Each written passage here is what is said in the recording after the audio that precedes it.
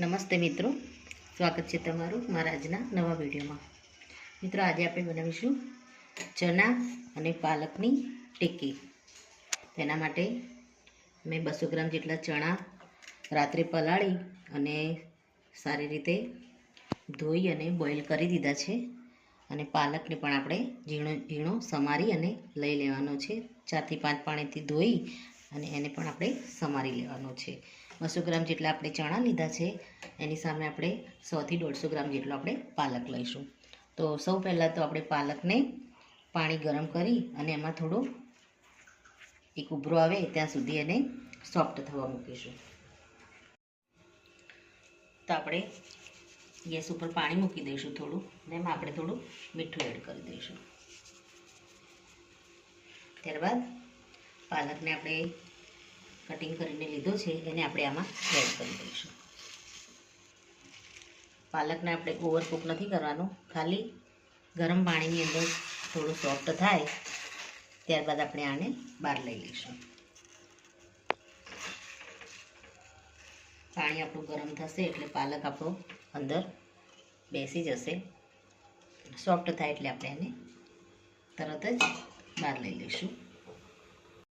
મિત્રો, આપણે પાલકમાં સરસ એક ઉભરો આવી ગયો છે, ગેસને આપણે બંધ કરી દઈશું અને પાલકને આપણે કાણાવાળા વાસણમાં લઈ લઈશું।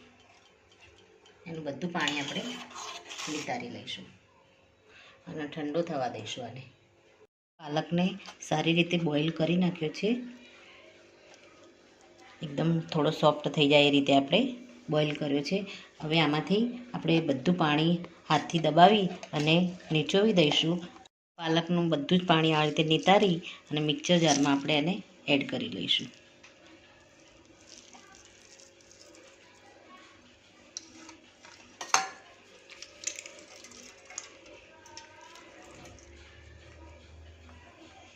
ત્યારબાદ આપણે આની અંદર મસાલા એડ કરીશું અને પાલકને આપણે ક્રશ કરી લઈશું। તો અહીંયા મેં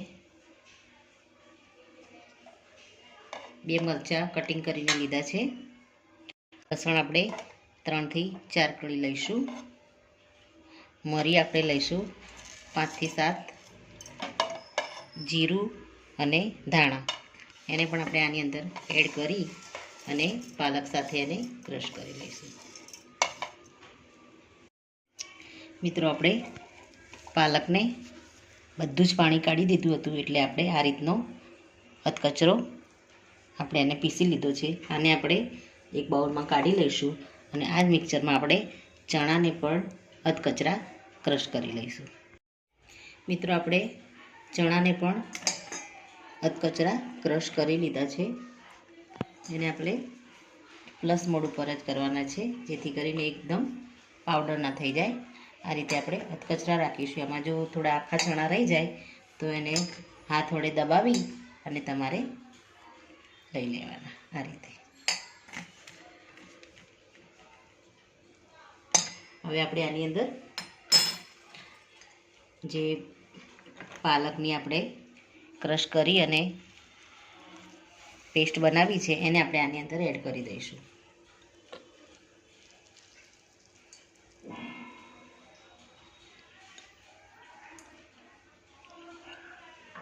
ત્યારબાદ આપણે લીલા ધાણા એડ કરીશું, એને આપણે ડંઠલ સાથે જ કટ કરીને લીધા છે।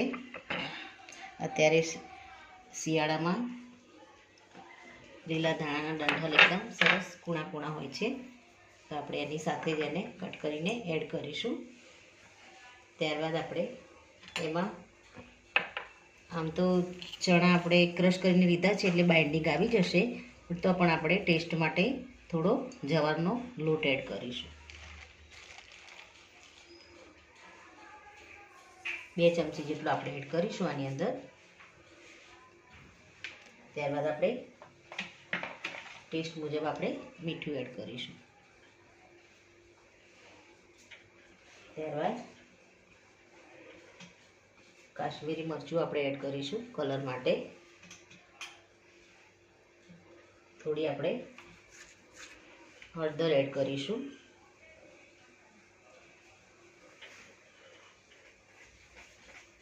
ત્યારબાદ આપણે ચાટ મસાલો આપણે એડ કરીશું. એમાં ચટપટો ટેસ્ટ આવે એના માટે થોડો આપણે ગરમ મસાલો નાખી દઈશું.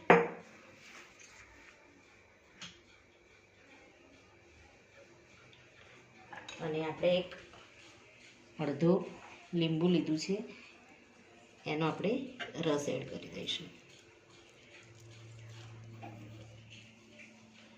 ત્યારબાદ થોડો આપણે એમાં ધાણા પાવડર એડ કરી દઈશું.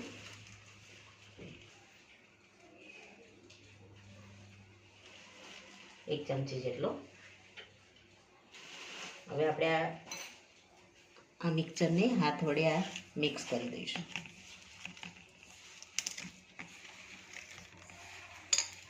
ચણા આપણા બોઇલ થયેલા છે. પાલકને પણ આપણે ગરમ પાણીમાં સોફ્ટ કરીને લીધેલો છે, એટલે આને તમે ટિક્કી વાળી અને તમારે ડીપ ફ્રાય કરવું હોય તો પણ કરી શકો છો, અને એને શેલો ફ્રાય કરવી હોય તો પણ તમે કરી શકો છો. આપણે એને નોનસ્ટિક ઉપર શેલો ફ્રાય કરીશું. આ રીતે પહેલાં તો બધા જ લોટને આપણે ભેગો કરી લઈશું.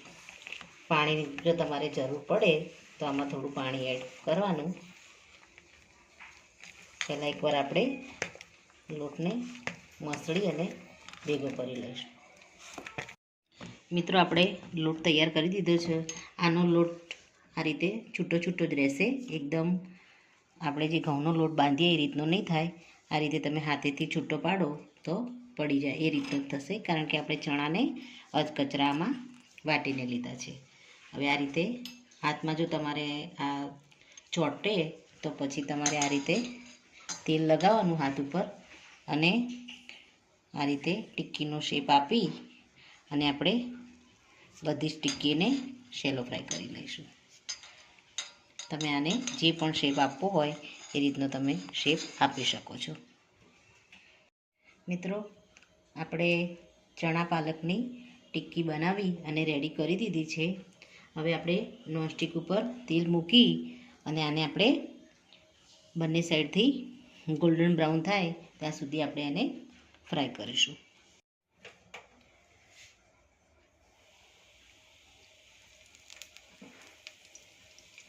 આપણે ટિક્કીને આ રીતે સેટ કરી દઈશું નોનસ્ટિકમાં.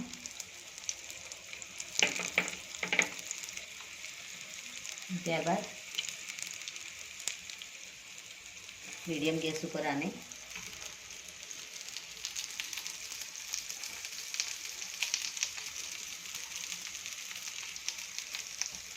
ફ્રાય કરીશું આપણે.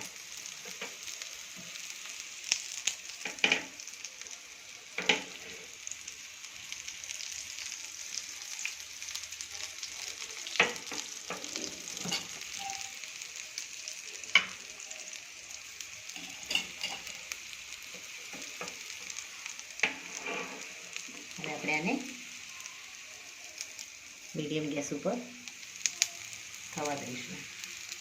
નીચેથી સારી રીતે શેકાઈ જાય ત્યારબાદ આપણે એને પલટાવીશું. મિત્રો, આપણે હવે બધી ટિક્કીને ફેરવી લઈશું. નીચેથી સરસ એવી ગોલ્ડન ફ્રાય થઈ ગઈ છે. હવે આપણે ઉપરની સાઈડ પણ ફ્રાય આ રીતે કરી લઈશું.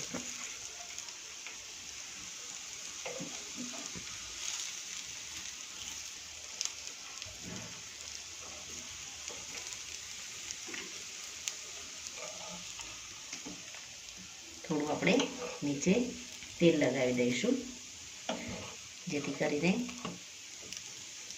ટિક્કી આપણી નીચેથી પણ સારી રીતે ફ્રાય થઈ જાય.